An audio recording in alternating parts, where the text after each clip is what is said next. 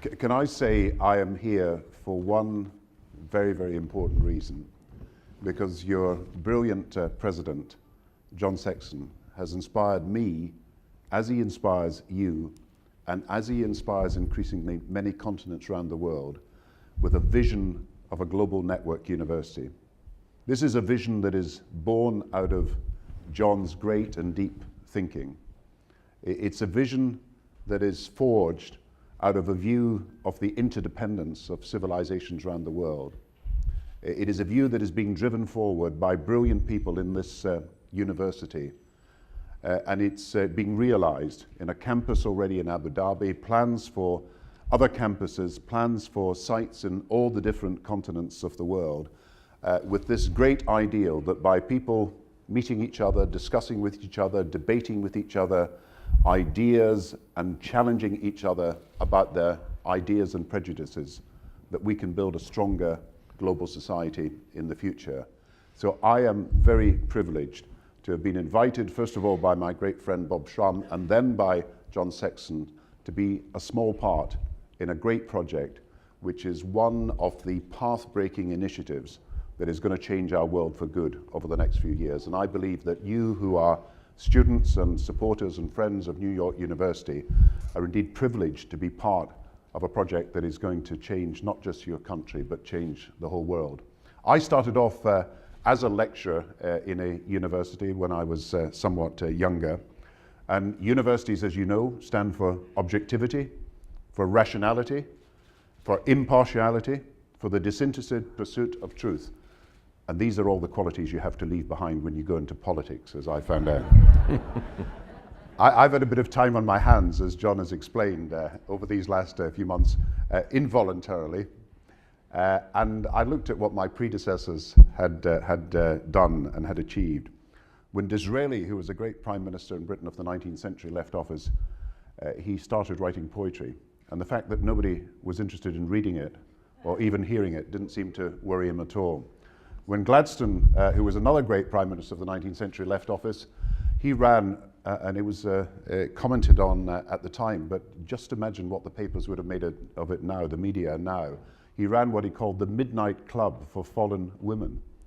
And he used to go out into the streets of London to try to rescue prostitutes. And it raised people to question what his real motives were. And then we had a great prime minister in Lloyd George, who's probably the only prime minister of Britain that has ever made the pages of Playboy because of his own behavior. Churchill resigned in 1955, and he changed his resolution he had made, Winston Churchill, never to drink before lunchtime. And when he retired, he changed it, that he would never drink alcohol before breakfast. And we had a prime minister called Rosebery, who whenever a race meeting, a horse race meeting, clashed with the cabinet meeting, which is the biggest event of the political calendar, he always chose to go to the race meeting. But when he retired, he said the greatest thing that had happened in his life was nothing to do with politics. It was his horse winning the greatest racing competition that took place in Britain, the Grand National. So I decided I would do something far more productive. I would work with New York University.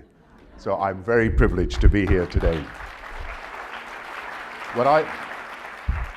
When I was chairman of the International Monetary Fund, and we had meetings in Washington, and this is what I want to speak about very briefly before we have you free to ask any questions you want of me and to continue that discussion. We had a meeting a few years ago, and there were demonstrators outside the meeting, and they were complaining about globalization and all the effects of it. And I looked around the posters that were being displayed at that rally, and there were all sorts of different groups represented. But was one poster that stood out, and someone had put on their lettering, "Worldwide Campaign Against Globalization."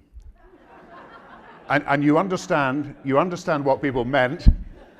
In France, they had an anti-globalization campaign, which was very simple, and it said no to 2009. That was in 2008. A completely nihilist approach.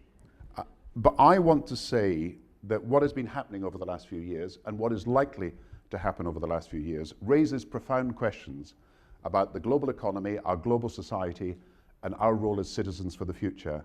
And in any great city, and this is the greatest city of America, New York, in any great city. These are profound questions that we've got to think about. The good news and bad news is about globalization is this.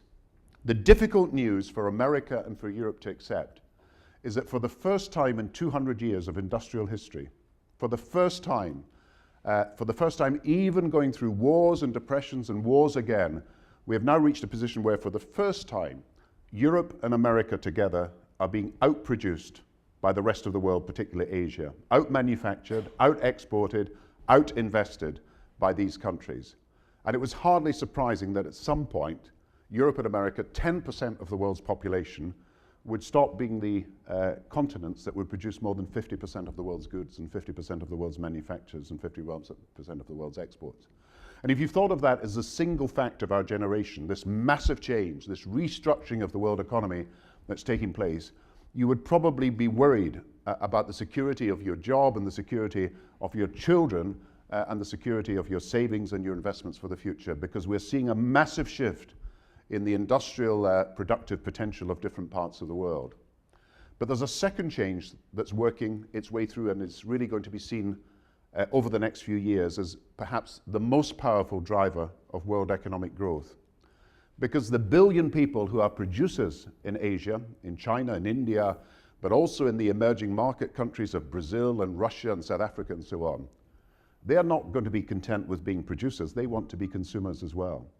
So the biggest driving force of the next 10 years will be the rise of the middle classes in all the different countries and continents that we call emerging markets at the moment.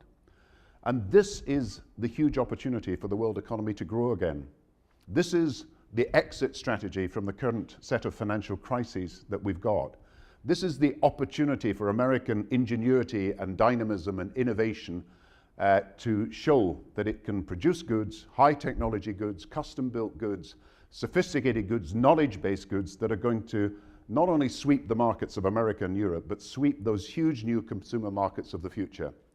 So the world economy can rebalance. The world economy can create jobs. The world economy can create growth in the future. The world economy can transcend a financial crisis that had been very deep indeed, and this massive structural change that is happening between Europe, America, Asia, and the rest of the world.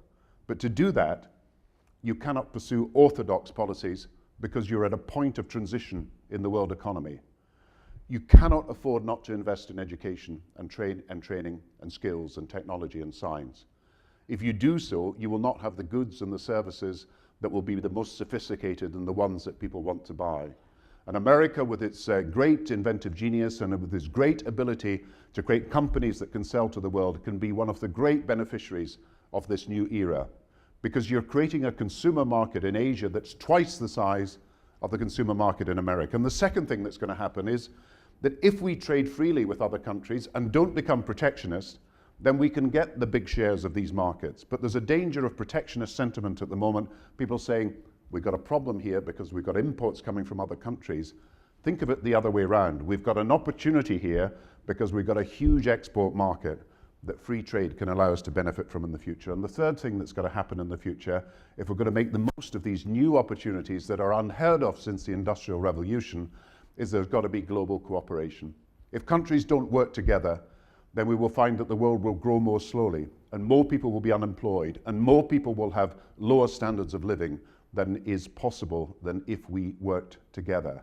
And I think the biggest test of the next few years is whether America and Europe and Africa and Asia can work together in cooperation to build economic policies that mean that you have sustained growth and, because of environmental improvements, sustainable growth, and you can create jobs. And I've estimated you could create 50 million extra jobs, and this would help America escape this period of unemployment if we had coordinated policies across the world. So the message I have from my experience and learning from what we had to do to counteract the financial crisis in 2008 and 2009 is that there are global problems and they need global solutions.